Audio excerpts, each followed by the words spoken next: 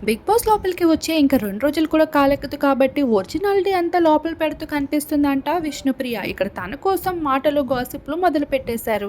విష్ణుప్రియలో మరో యాంగిల్ ఉంది. దాచేస్తుంది. రాను రాను బయటపడుతుంది అంటూ డిస్కషన్. ఇక విష్ణుప్రియ బిగ్ బాస్ దగ్గరికి వెళ్లి, బిగ్ బాస్ ఇల్లంతా చెత్తగా ఉంది. నాకు కాస్త చీపురిస్తే తుడుచుకుంటాను అంటూ రిక్వెస్ట్ చేసుకుంటుంది కెమెరా ముందు.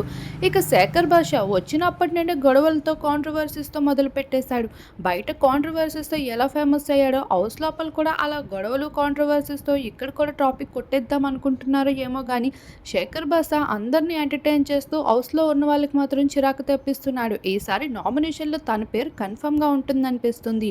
ఇకపోతే నైనిక డాన్సర్‌గా మంచి ఫేమ్‌ని దక్కించుకున్న బిగ్ బాస్ హౌస్‌లో మాత్రం హిందీ, ఇంగ్లీష్ తప్పించి మరో తెలుగు ముక్క మాట్లాడడమే లేదు. తెలుగులోకి వచ్చి తెలుగు మాట్లాడకపోతే ఎలా అమ్మా అంటున్నారు తన ఫ్యాన్స్ అంతా.